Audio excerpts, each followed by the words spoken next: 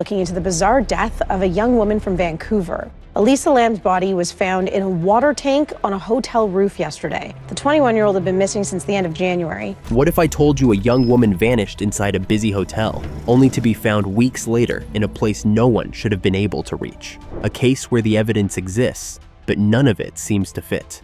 Where video footage raises more questions than answers, and every explanation feels incomplete the moment you examine it closely. In January 2013, the disappearance and demise of 21-year-old Elisa Lam captured the world's attention, not because of what we know, but because of what still refuses to make sense. This is not a story driven by graphic violence or obvious villains, but by quiet unease, strange coincidences, and a timeline that never fully aligns, leaving behind a mystery that continues to unsettle anyone who looks too closely. This is the bizarre demise of Elisa Lam. A hotel with a dark past, and a guest who never checked out.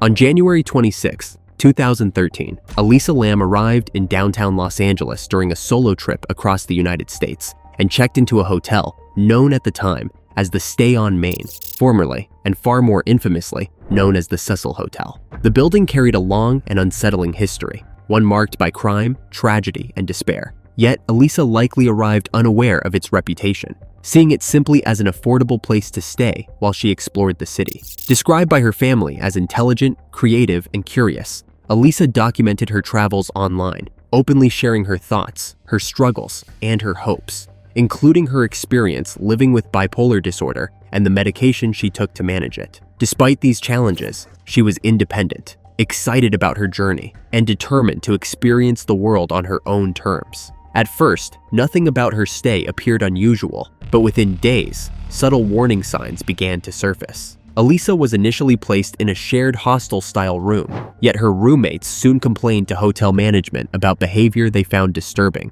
though the details were never fully disclosed. The complaints were serious enough that staff moved her into a private room, separating her from the other guests, a decision that now feels far more significant in hindsight. After that change, Elisa seemed to slip quietly out of view, missing scheduled check-ins with her parents as her phone fell silent. By January 31st, just 5 days after she checked in, Elisa Lam was officially reported missing. Police searched the hotel thoroughly, questioning staff and guests, while trained dogs traced her scent to a window overlooking a fire escape, only for the trail to disappear completely. Days passed without answers, then weeks, as guests continued checking in and out of the building, unaware they were sleeping beneath a mystery that was growing darker by the day. No one could have imagined where the truth was waiting. The discovery no one was supposed to make.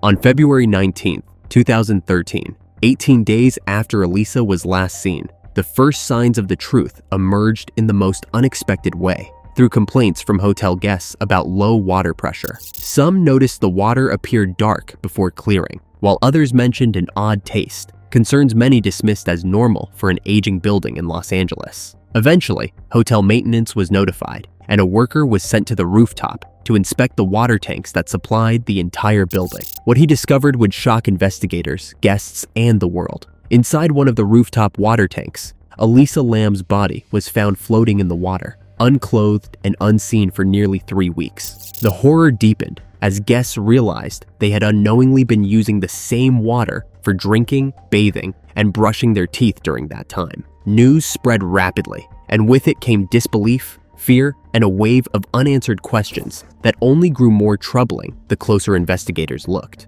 How did Elisa reach the roof of the hotel? How did she access a tank that was elevated and sealed with a heavy lid? And how did no one notice anything wrong for so long? The rooftop access was reportedly locked, the tank lids were heavy, and the logistics alone made the discovery difficult to explain. Yet there she was, in a place that felt impossible to reach. As investigators worked to reconstruct her final movements, it became clear that this was not a straightforward accident. And just as the case began to stall under the weight of unanswered questions, a piece of evidence surfaced that would change everything. Surveillance footage from the hotel elevator. The elevator footage that made the world stop. As investigators struggled to understand how Elisa Lam could have ended up inside a sealed rooftop water tank, a new piece of evidence surfaced that shifted the case from tragic to deeply unsettling. Hotel surveillance footage from one of the elevators was released to the public, and within hours, it spread across the internet, freezing viewers in confusion and dread. The video, timestamped shortly before Elisa vanished, showed her alone inside the elevator, yet behaving as if she was anything but. At first glance, nothing appears overtly violent or chaotic, but the longer the footage plays, the harder it becomes to look away. Elisa steps into the elevator and presses multiple buttons in quick succession, as if unsure which floor she wants, or perhaps desperate to make the doors close. When they don't, she leans forward cautiously, peering out into the hallway, then suddenly steps back inside, flattening herself against the wall, as if hiding from something just beyond view. Moments later, she steps out again, this time moving strangely, her hands gesturing in an unnatural, almost mechanical way, as though she's communicating with someone who isn't there. At one point, she appears to speak, her mouth forming words directed toward the empty hallway. There is no one visible on camera, yet her body language suggests interaction, fear, or urgency. The elevator doors remain open far longer than normal, refusing to close even as she steps back inside and waits. To viewers around the world, the footage felt wrong in a way that was difficult to articulate. It wasn't dramatic, but it was disturbing, not because it showed violence, but because it showed confusion, vulnerability, and something that felt deeply off. People replayed the clip endlessly, slowing it down, zooming in, searching the darkness of the hallway for movement, for shadows, for proof that Elisa wasn't alone. The footage didn't provide answers, but it did ignite theories. Some believed Elisa was being followed, that someone was just out of frame, forcing her to hide and retreat. Others suggested she was experiencing a psychological episode, possibly triggered by stress, exhaustion, or inconsistent medication use. A smaller but louder group claimed the footage showed something paranormal, pointing to the hotel's troubled history and insisting that Elisa was reacting to something unseen. Yet none of these explanations fully accounted for the details. The elevator's behavior alone raised questions. Why didn't the doors close? Why did the system respond so slowly? And why did Elisa's movements appear both frantic and deliberate at the same time? The video became the emotional center of the case, haunting not because it showed what happened to Elisa, but because it showed her in a moment of confusion that no one could explain or stop. And while the world focused on the footage, investigators turned their attention back to the physical reality of what came next. Because no matter what happened in that elevator, Elisa still had to leave it, navigate the hotel, and somehow reach the roof. The roof, the tanks, and the impossible journey. When authorities began reconstructing Elisa Lam's final known movements, the questions quickly became logistical rather than emotional, and the more they examined the physical layout of the hotel, the less sense the official explanation seemed to make. Reaching the rooftop was not as simple as taking an elevator to the top floor and stepping outside. According to reports, rooftop access doors were locked and fitted with alarms designed to alert staff if opened. Yet no alarm was recorded on the night Elisa disappeared. The alternative routes were no easier. The hotel had several fire escapes, but accessing them required exiting through windows, navigating narrow exterior pathways, and climbing upward, all of which would have been difficult for anyone unfamiliar with the building, especially alone and at night. Even assuming Elisa somehow reached the roof, the water tanks presented another challenge entirely. The tanks were elevated on concrete platforms and accessible only by climbing a ladder approximately 10 feet high. Each tank was sealed with a heavy metal lid weighing around 20 pounds, designed to keep debris and unauthorized access out. Investigators confirmed that when Elisa was found, the lid was closed. Inside the tank, her clothing was discovered floating alongside her body, suggesting she had removed them after entering the water. This detail only deepened the mystery. If she entered voluntarily, why remove her clothes? If someone else was involved, how did they manage to leave no evidence of a struggle, no signs of forced entry, and no witnesses? The autopsy provided few answers. There were no visible signs of physical trauma, no defensive wounds, and no indication of assault. Toxicology reports showed no alcohol and no harmful substances, and nothing that could explain hallucinations or loss of control. The cause of demise was listed as accidental drowning. On paper, the conclusion seemed straightforward. In reality, it left behind more questions than it resolved. How did Elisa reach the tank alone? How did she open and close the lid? Why was no one alerted? And how did such a sequence of events unfold in a busy hotel without a single confirmed witness? As public fascination grew, explanations multiplied, and the line between fact and speculation began to blur. What started as an investigation slowly turned into a global debate, fueled by internet forums, documentaries, and endless commentary, each theory pulling the case further from resolution. But behind every theory, there was a family watching their daughter's final moments dissected by strangers, and a tragedy that risked being buried beneath curiosity. And that is where the story takes its most uncomfortable turn. Theories that consumed the internet.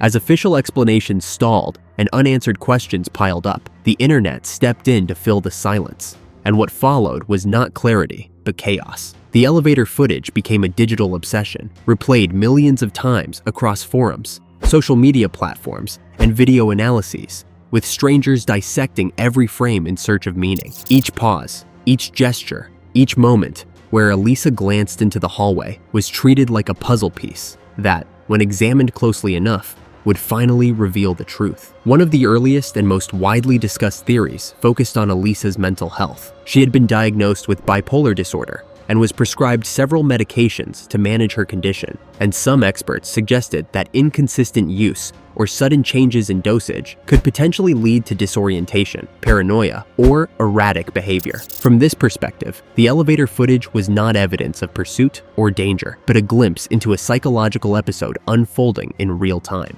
Supporters of this theory argued that Elisa may have become confused, wandered the hotel, and accidentally ended up in the tank, unaware of the danger she was placing herself in. Yet even this explanation raised difficult questions. Medical professionals pointed out that while mental health episodes can impair judgment, they do not easily explain the physical challenges involved in reaching the rooftop, climbing the tank, and closing the lid behind her. The theory accounted for behavior, but not logistics, leaving a gap that critics were quick to highlight. Another group believed foul play had been overlooked. They questioned the lack of surveillance coverage, the absence of witnesses, and the possibility that evidence had been missed or mishandled. To them, the idea that a young woman could complete such a complex sequence of actions alone, without leaving a trace, felt implausible. Yet without physical evidence of violence or third-party involvement, these suspicions remained just that, suspicions. Then came the theories that pushed the case into far more controversial territory. The Cecil Hotel's history was resurrected and amplified, its past tragedies repackaged as proof that something dark lingered within its walls. Online discussions began linking Elisa's behavior to the presence of paranormal forces, suggesting she was interacting with something unseen in the elevator footage. Some even claimed she had encountered the spirit of a serial offender who once stayed at the hotel, a theory that gained traction despite having no factual basis. As these claims spread, they blurred the line between investigation and entertainment, turning Elisa's final moments into a spectacle. Videos speculated about curses, hauntings, and supernatural influence, often ignoring the real human loss at the center of the story. What began as curiosity slowly became consumption, and the case took on a life of its own, detached from the reality of Elisa Lam as a person. And while the internet argued over theories, another group was left grappling with the consequences of that attention. Lost in the noise, the family, and the uncomfortable truth. Amid the endless speculation, Elisa Lam's family watched their daughter's story become something they barely recognized. Each new theory, each viral video, and each dramatic headline pulled the focus further away from who Elisa was and closer to what the public wanted her demise to represent. The tragedy was no longer just personal, it had become public property. In an effort to find accountability, Elisa's parents filed a wrongful demise lawsuit against the hotel, alleging that staff failed to take reasonable steps to ensure her safety. They argued that the building's history, combined with her reported behavior and the accessibility of dangerous areas, should have prompted greater intervention. The case moved through the legal system quietly, without the attention given to online theories, and was ultimately dismissed. Legally, the matter was closed. Emotionally, it was anything but. Authorities maintained that Elisa's demise was accidental, a tragic convergence of mental health challenges, environmental factors, and unfortunate timing. From an investigative standpoint, there was no evidence strong enough to support criminal charges or alternative conclusions. But for many, the lack of definitive answers felt unsatisfying, leaving space for doubt to persist. What makes the case so unsettling is not just what happened, but what didn't happen.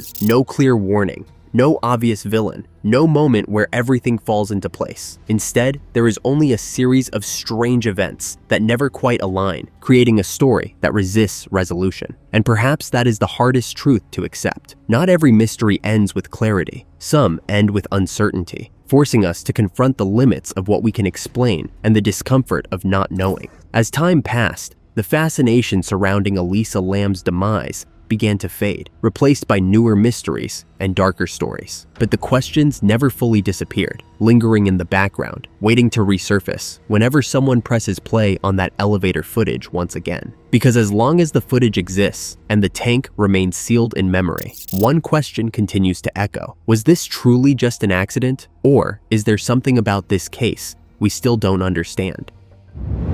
The official explanation and why it never sat right. When investigators officially closed the case, the conclusion arrived quietly. Elisa Lam's demise was ruled an accidental drowning, with bipolar disorder listed as a significant contributing factor. There was no evidence of foul play, no visible trauma, no controlled substances or alcohol in her system,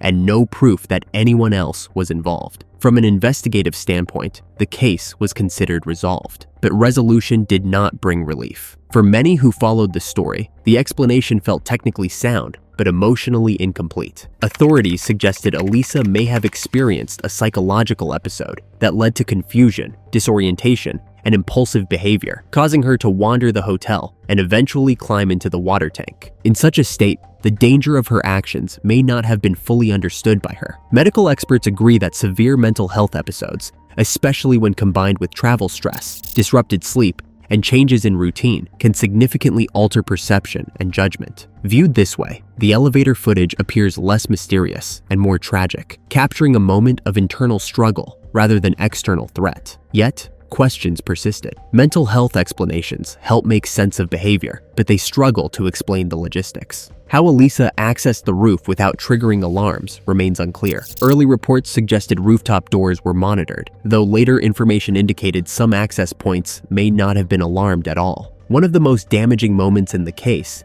came from early misinformation. Initial reports claimed the water tank lid had been closed when Elisa was found, a detail that fueled widespread suspicion. Investigators later clarified that the lid was open, but by then, doubt had already spread too far to contain. The explanation may have been reasonable, but it arrived after confusion had already taken hold. Why this case still haunts us. Years later, the demise of Elisa Lam continues to linger, not because it defies science, but because it sits in the uncomfortable space between explanation and understanding. It is a case where answers exist, yet closure does not. At its core, this was the story of a young woman living with an invisible struggle in an unfamiliar environment. When stripped of speculation and sensationalism, her behavior reflects vulnerability rather than mystery. But the setting, the circumstances, and the tragic outcome transformed that vulnerability into something endlessly analyzed. The internet played a powerful role in shaping how this story was remembered. In the absence of immediate clarity, speculation filled the gaps, turning unanswered questions into theories and tragedy into content. In the process, Elisa's final moments were often discussed without remembering the person behind them. This case also forced an uncomfortable conversation about mental health. Accepting the official explanation requires acknowledging that mental health crises can be dangerous, even without dramatic warning signs. That reality is harder to accept than a conspiracy or a villain. Perhaps that is why this story endures. It offers no enemy to confront and no mystery that can be neatly solved. Instead, it leaves us with the possibility that something deeply tragic happened without intention, malice, or spectacle. Elisa Lam did not choose to become a mystery. She was a daughter, a traveler, and a young woman trying to navigate the world. The fascination surrounding her demise often obscures that truth. And maybe that is what truly unsettles us. Not that the case lacks answers, but that the answers do not bring peace. Maybe the most disturbing part of this case isn't what we don't know, but what we do. That sometimes, even when explanations exist, the truth still feels incomplete. Let us know your perspective in the comments. And if you want more mysteries explored with respect and balance, subscribe and turn on notifications.